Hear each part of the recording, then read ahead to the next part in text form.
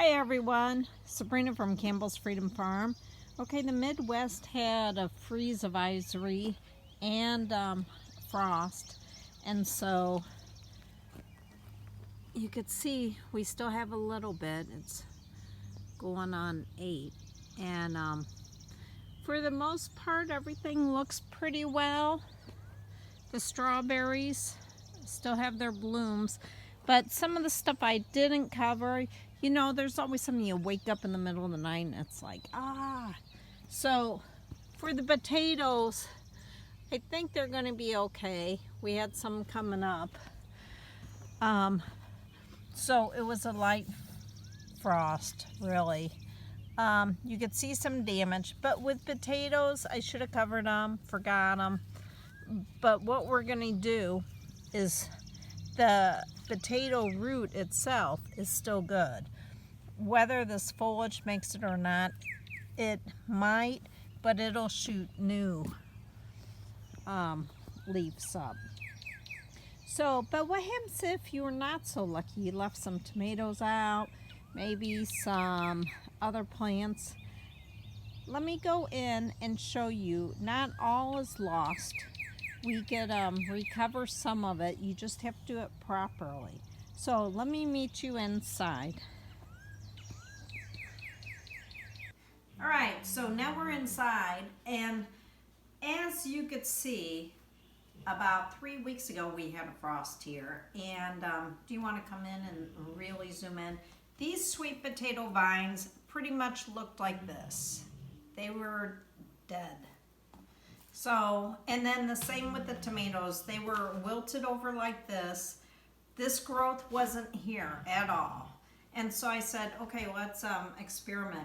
Because what happens when you have freeze damage, you have inner cells and outer cells. And when they freeze, icicle forms and it busts through. Once it busts through the cell, you're done. Some of them, you could get lucky.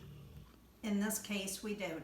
If you remember, we potted these a few weeks back. They were small ones. What I did with these, bring in your plant. If they're in the ground, dig them up. You don't want sun hitting them yet. You don't want to warm them up. Damage comes when you heat them up too quickly. And don't pick any leaves because they're already stressed. What you want to do is keep them 70 degrees, maybe 68 in a not light shaded, but you know, not indirect. Sun is not a good deal. Indirect it would be, or I said that backwards. After 2 weeks, you're going to notice, are you really zooming in? You're going to see little buds coming from the bottom.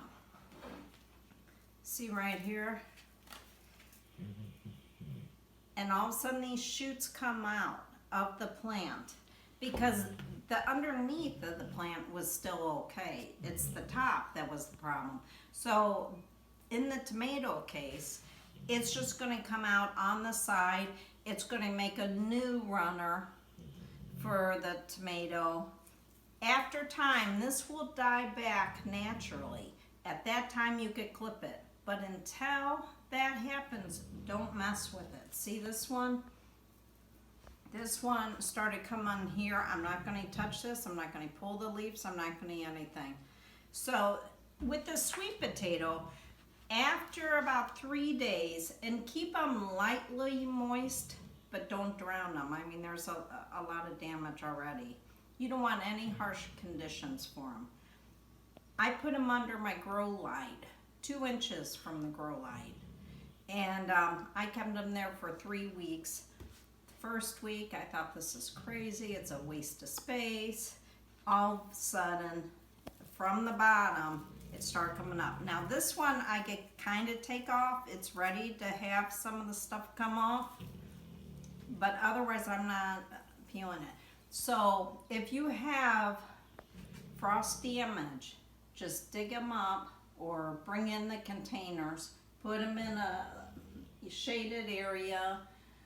Not hot temperatures, not cold, you know, 70 degrees, 68 degrees, and let them sit. Just keep them lightly moist and see what happens.